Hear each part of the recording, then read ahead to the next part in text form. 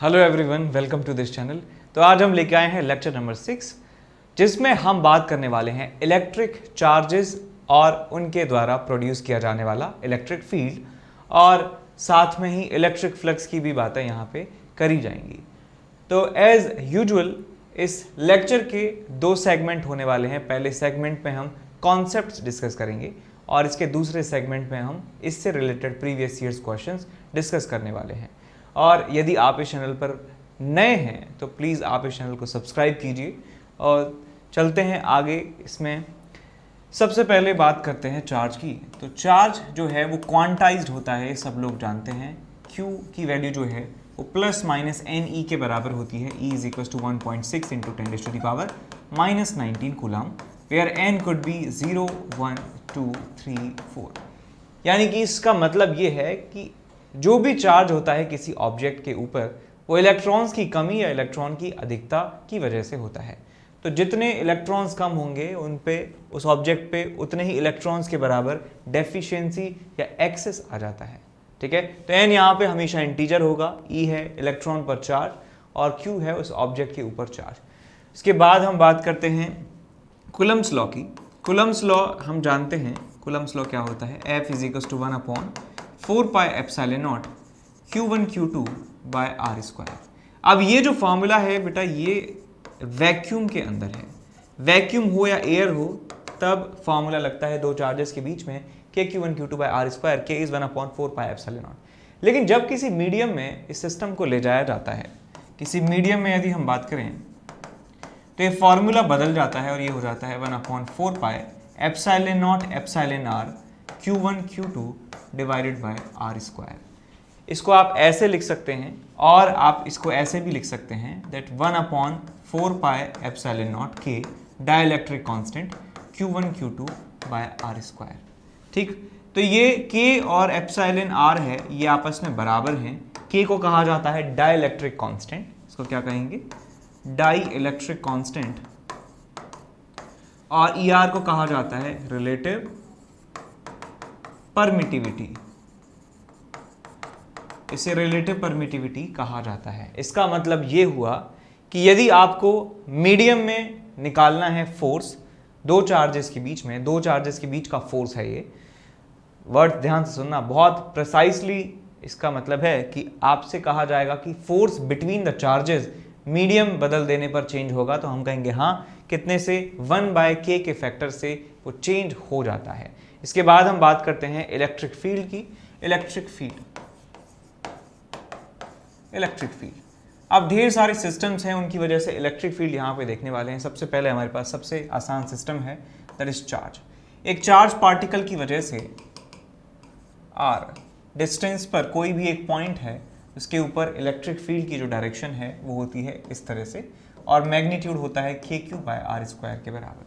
ठीक, यदि आपके पास नेगेटिव चार्ज है, तो यदि एक नेगेटिव चार्ज की वजह से आपको इलेक्ट्रिक फील्ड निकालना है किसी पॉइंट पर, तो आप उस पॉइंट तक को ज्वाइन कर लीजिए चार्ज से, और इस तरीके से आप वेक्टर बना सकते हैं।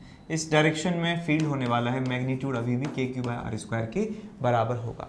ऐसे ही जब मल्टीपल चार्जेस हैं, तो आप उन सब की वजह से इंडिविजुअल इलेक्ट्रिक फील्ड का वेक्टर समेशन कर देना, तो आपको मल्टीपल चार्जेस की वजह से भी इलेक्ट्रिक फील्ड समझ में आ जाएगा। यहाँ पे डायरेक्शन आप याद रखें, डायरेक्शन इस तरफ पॉजिटिव चार्ज की वजह से, और नेगेटिव चार्ज की वजह से जो है डायरेक्शन इस तरफ होती है, चार्ज की ही तरफ, और यहाँ पे डायरेक्शन चार्ज से अवे।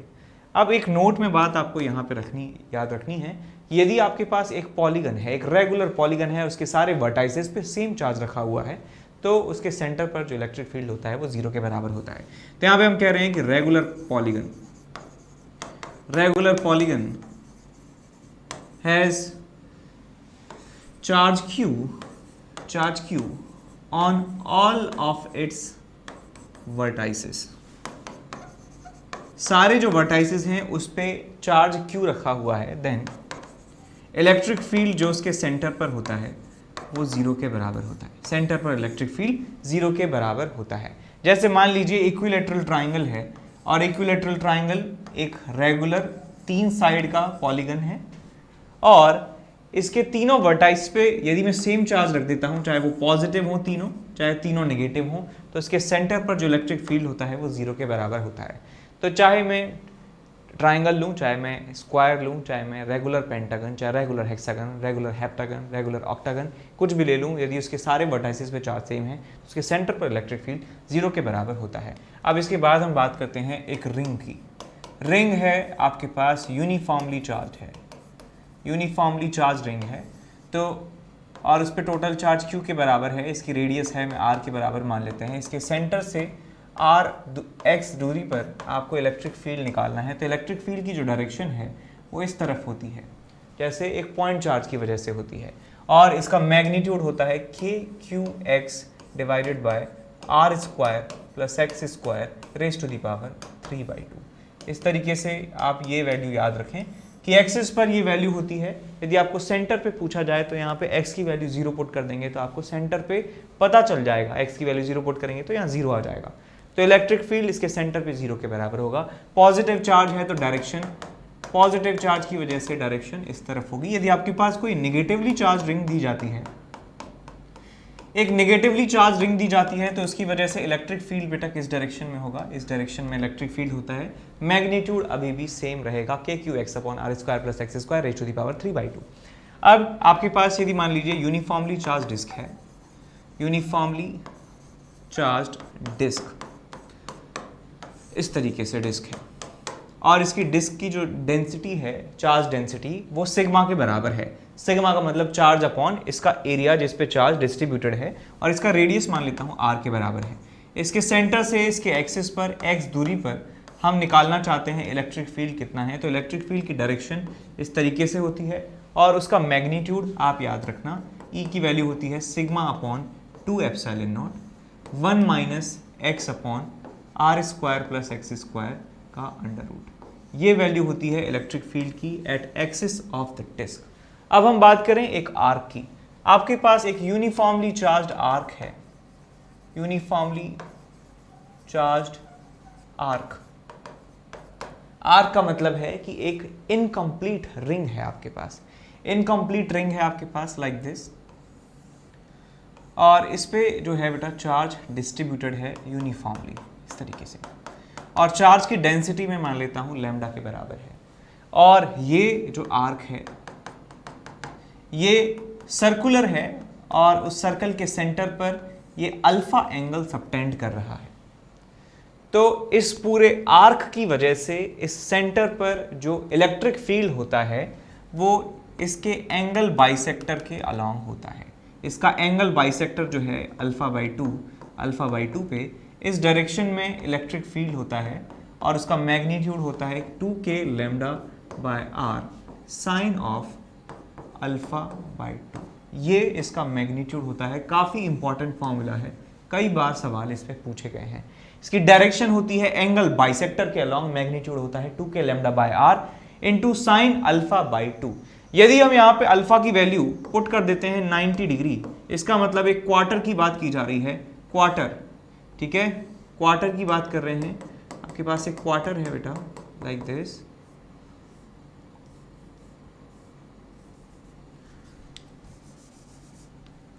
लाइक दिस, और ये वैल्यू जो है अल्फा की 90 के बराबर है।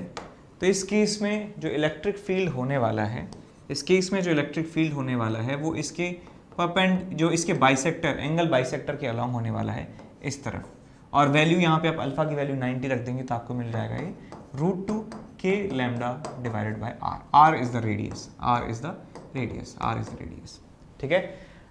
अब इसके कंपोनेंट कर लेंगे, तो एक इसके कंपोनेंट, एक कंपोनेंट आएगा इसका 45 डिग्री पे आएगा आपके पास k लैम्डा बाय r, और इसका आएगा एक component k lambda by r। इस एग्जांपल को याद भी रख सकते हैं कि यदि आपके पास एक क्वार्टर रिंग है तो उसकी वजह से इलेक्ट्रिक फील्ड उसके सेंटर पर एक k लैम्डा बाय r नीचे की तरफ, एक k लैम्डा बाय r जो है वो इस तरफ आता है राइट डायरेक्शन में, ठीक है, समझ गए।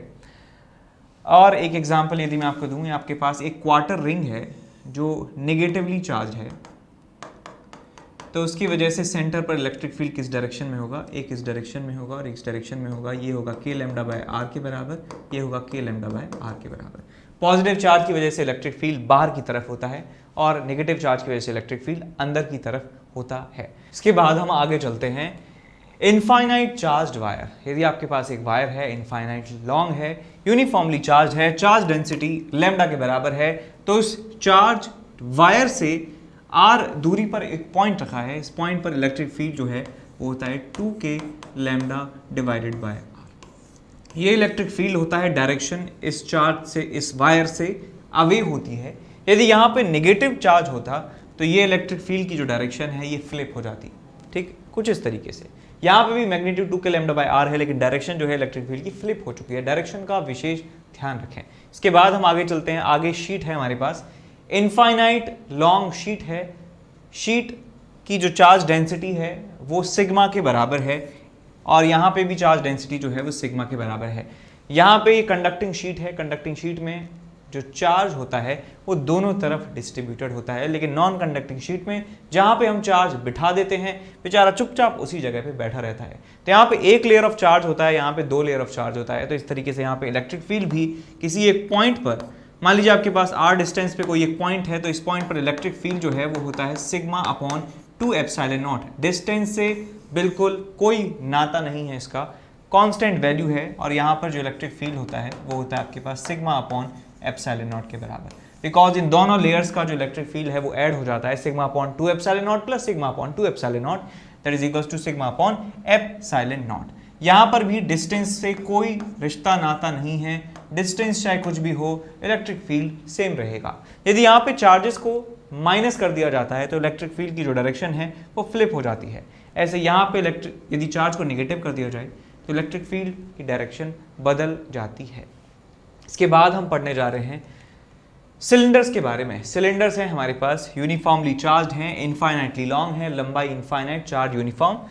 एक है हमारे पास हॉलो सिलेंडर, एक हमारे पास सॉलिड सिलेंडर है। हॉलो सिलेंडर की जो चार्ज डेंसिटी है वो लैम्डा के बराबर है, lambda charge per unit length. तो इसमें इनसाइड इस एक्सिस से r दूरी पर एक पॉइंट है, तो इनसाइड किसी पॉइंट पर जो इलेक्ट्रिक फील्ड होता है वो 0 के बराबर होता है। यदि आउटसाइड किसी पॉइंट पर इलेक्ट्रिक फील्ड की बात करें तो वो होता है आपके पास 2k lambda divided by r। ये आउटसाइड किसी पॉइंट पर इलेक्ट्रिक फील्ड, ये इनसाइड किसी पॉइंट पर इलेक्ट्रिक फील्ड एक हॉलो सिलेंडर की वजह से होता है। इसके बाद हमारे पास है सॉलिड सिलेंडर। अब सॉलिड सिलेंडर में इस एक्सिस से r डिस्टेंस पर कोई पॉइंट है जहां पे हम इलेक्ट्रिक फील्ड निकालना चाहते हैं। यदि वो पॉइंट सिलेंडर के अंदर है तो इलेक्ट्रिक फील्ड की जो वैल्यू होती है वो होती है रो upon 2 epsilon not into small r। और यदि ये पॉइंट बाहर यदि निकल जाता है तो ये इलेक्ट्रिक फील्ड हो जाता है आपके पास E out is equal to rho upon 2 epsilon naught. तो कॉमन है यहाँ पे capital R square upon small r, आपको यहाँ पे एक्स्ट्रा टर्म लिखना होगा, फिर capital R is the radius of this cylinder. ठीक, समझ गए। आगे हम चलते हैं स्फीयर्स की तरफ। स्फीयर्स में हमारे पास दो तरह के स्फीयर्स हैं। एक हॉलो स्फीयर है जो नॉन कंडक्टिंग है, चाहे या इसकी जगह आप कंडक्टिंग स्फीयर भी लगा सकते हैं, फॉर्मूला सेम ही आपको मिलने वाला है। तो एक क्यू चार्ज एक स्फीयर के ऊपर बटा हुआ है।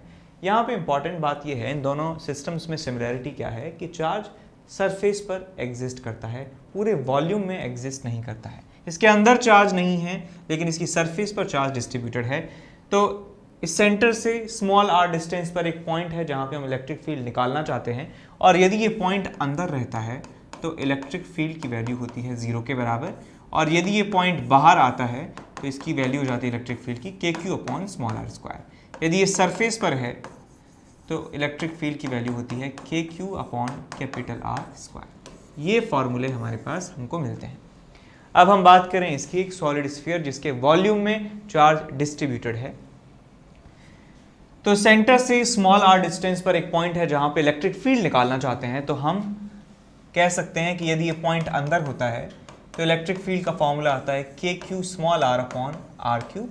सरफेस की बात करें तो सरफेस पर फॉर्मूला आता है KQ upon capital R square, और आउटसाइड किसी पॉइंट पर जो इलेक्ट्रिक फील्ड है वो आता है KQ upon small r square. तो यहाँ पे आप देख सकते हैं कि KQ upon small r square outside point के लिए दोनों फॉर्मूले सेम आ रहे हैं। इसका मतलब ये है कि स्फेरिकल डिस्ट्रीब्यूशन ऑफ चार्ज यदि आपके सामने दिख रहा है, स्फेरिकल डिस्ट्रीब्यूशन का मतलब है कि ये गोल तरीके से चार्ज को यूनिफॉर्मली बिछा दिया है, तो आउटसाइड पॉइंट के लिए हम उस पूरे डिस्ट्रीब्यूशन को सेंटर पर एक पॉइंट चार्ज की तरह ट्रीट कर सकते हैं। तो एक पॉइंट चार्ज की तरह ट्रीट करने पर ऐसा ही फॉर्मूला हमको मिलता है। ठीक है, यानी कि पूरे स्फीयर के चार्ज को सेंटर पे मान लो आउटसाइड पॉइंट्स के लिए, इस पूरे स्फीयर के चार्ज को इसके सेंटर पे मान लो पॉइंट चार्ज की तरह, यदि बाहर के किसी पॉइंट पर इलेक्ट्रिक फील्ड निकालना है तो। ठीक है, आगे इसके बाद हमारे पास है इलेक्ट्रिक डायपोल। इलेक्ट्रिक डायपोल जानते हैं कि जब दो चार्जेस जो हैं वो सेपरेटेड होते हैं किसी डिस्टेंस से, तो इस सिस्टम को कहा जाता है इलेक्ट्रिक डायपोल। तो यहाँ पे हमारे पास एक इलेक्ट्रिक डायपोल है जो बहुत ही छोटा है, इसका साइज बहुत छोटा है, इसके यहाँ पे -q चार्ज रखा है, यहाँ पे +q चार्ज रखा है, इनके बीच का सेपरेशन 2a के बराबर है। तो इलेक्ट्रिक डायपोल मूवमेंट एक क्वांटिटी होती है जिसका मैग्नीट्यूड होता है q इंटू उनके बीच का separation, magnitude of charge into separation between them q into 2a, और इसकी डायरेक्शन हमेशा माइनस से प्लस चार्ज की तरफ होती है, माइनस से प्लस चार्ज की तरफ इसकी डायरेक्शन होती है। और इस डायपोल की वजह से मान लीजिए कि एक पॉइंट है इसके एक्सिस पर, और इस पॉइंट पर आपको इलेक्ट्रिक फील्ड निकालना है, तो इलेक्ट्रिक फील्ड की जो डायरेक्शन है वो होती है इस तरफ, और इलेक्ट्रिक फील्ड का जो मैग्नीट्यूड है एक्सियल वो होता है आपके पास 2kp/r3। r is the distance from the centre to the point. और यदि आप इसके इक्वेटोरियल पोजीशन पर, इसके परपेंडिकुलर बाइसेक्टर पर आप निकालना चाहते हैं इलेक्ट्रिक फील्ड, तो इस पॉइंट पर इलेक्ट्रिक फील्ड इस डायपोल की वजह से होता है इस डायरेक्शन में। डायपोल इस डायरेक्शन में है, इलेक्ट्रिक फील्ड इस डायरेक्शन में है, इस इलेक्ट्रिक फील्ड को नाम दिया जाता है इक्वेटोरियल, और इसका फॉर्मूला होता है kp/r3, kp/r3, यहाँ पे 2kp/r3। यदि मैं वेक्टर फॉर्म में लिखना चाहूं तो ई एक्शियल की वैल्यू को लिखूंगा, E axial vector is equal to 2kp vector by r3, और यदि मैं ई इक्वेटोरियल लिखना चाहूंगा, E equatorial is equal to -kp vector by r3। ये इनकी वेक्टर फॉर्म है, ये इनका मैग्नीट्यूड है। अब मान लीजिए आपके पास ना तो एक्सियल पोजीशन पर पूछ रहा है, ना ही इक्वेटोरियल पोजीशन पर इलेक्ट्रिक फील्ड पूछ रहा है, आपसे किसी जनरल पॉइंट पर यहाँ पर पूछ रहा है। ये पॉइंट है मान लीजिए यहाँ पे, और ये पॉइंट यहाँ से आपको डिस्टेंस दे रखा है, जितना भी डिस्टेंस है मान लीजिए r के बराबर है, और ये एंगल जो है थीटा के बराबर है। तो आप क्या करेंगे कि ये जो डायपोल मूवमेंट है इसके दो कंपोनेंट्स कर लेंगे। ये डायपोल मूवमेंट के दो कंपोनेंट्स कर लीजिए, एक कंपोनेंट आएगा इस p का, इस तरफ आएगा p cos थीटा, और एक कंपोनेंट इस तरफ आएगा p sin थीटा। तो इस p cos थीटा के लिए एक एक्सियल पॉइंट है और p sin थीटा के लिए एक इक्वेटोरियल पॉइंट है, दोनों की वजह से इलेक्ट्रिक फील्ड निकाल के आप वेक्टर समेशन कर सकते हैं। नेक्स्ट हम इसके बाद बात कर रहे हैं कि यदि इस इलेक्ट्रिक डायपोल को एक यूनिफॉर्म इलेक्ट्रिक फील्ड में रख दिया जाता है, dipole in uniform electric field, uniform electric field, तो आपके पास एक डायपोल है, डायपोल रखा हुआ है इलेक्ट्रिक फील्ड में, और वो इलेक्ट्रिक फील्ड यूनिफॉर्म है। तो उस डायपोल के ऊपर जो टॉर्क लगता है उस टॉर्क की वैल्यू होती है P cross E, P cross E। यदि हम मैग्नीट्यूड देखना चाहें इस टॉर्क का, तो टॉर्क का मैग्नीट्यूड होता है PE sin theta, PE sin theta. और यदि इस डायपोल को इसकी इक्विलिब्रियम पोजीशन से डिस्टर्ब कर दिया जाता है तो ये सिंपल हार्मोनिक मोशन भी करता है, और सिंपल हार्मोनिक मोशन का टाइम पीरियड होता है 2π√I is moment of inertia of dipole movement divided by PE। ये उसका टाइम पीरियड होता है, और इसकी फ्रीक्वेंसी भी निकाल सकते हैं, कितनी आ जाएगी 1/2π√PE/I, ये उसकी फ्रीक्वेंसी है।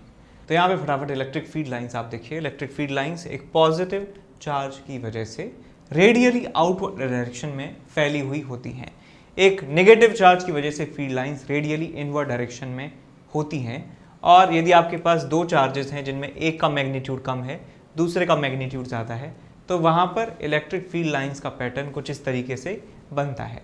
और एक और सिस्टम है हमारे पास जिसमें एक पॉजिटिव चार्ज है, एक नेगेटिव चार्ज है, और वहाँ पे पॉजिटिव चार्ज से फील्ड लाइंस निकल के नेगेटिव चार्ज की तरफ ख़त्म होती हैं। तो इस तरीके से पैटर्न आपको देखने को मिलता है। और यहाँ पे यूनिफॉर्म इलेक्ट्रिक फील्ड आपको दिखाया हुआ है, यूनिफॉर्म इलेक्ट्रिक फील्ड, इस तरीके से फील्ड लाइंस वहाँ पे एग्जिस्ट करती हैं। तो इलेक्ट्रिक फ्लक्स के बारे में हम पढ़ते हैं। इलेक्ट्रिक फ्लक्स मेजर है कि कितनी फील्ड लाइंस किसी पर्टिकुलर एरिया से जा रही हैं। तो फ्लक्स की जो वैल्यू है वो प्रोपोर्शनल होती है नंबर ऑफ फील्ड लाइंस के, number of field lines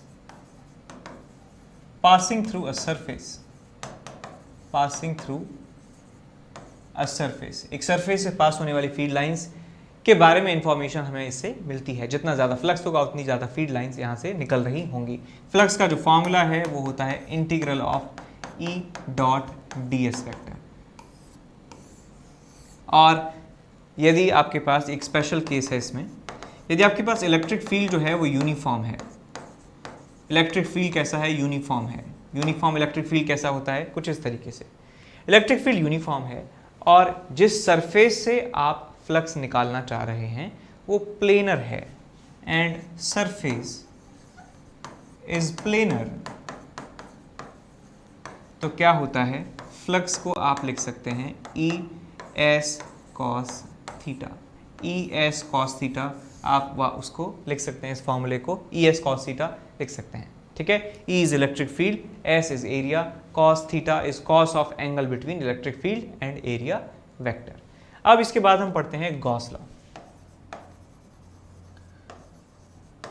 Gauss law क्या है कि किसी क्लोज्ड सरफेस से जो टोटल फ्लक्स का जो वैल्यू होता है, total flux from a closed surface, E dot D S का इंटीग्रल फ्लक्स होता था और यहाँ पे मैंने एक गोला बना दिया है, तो इसका मतलब एक क्लोज्ड सरफेस से निकलने वाले फ्लक्स की बात की जा रही है। तो ये जो पूरा एक्सप्रेशन है बेटा, ये क्या है कि क्लोज्ड सरफेस से निकलने वाला फ्लक्स जो होता है, यानी कि आपका total flux through close surface is equal to Q inside divided by epsilon naught. Q inside का मतलब है कि उस क्लोज्ड सरफेस के अंदर जितना चार्ज है, टोटल चार्ज है ये। टोटल चार्ज का मतलब जितने भी पॉजिटिव नेगेटिव चार्ज हैं उनका एल्जेब्रिक सम यहाँ पे आपको लिखना है।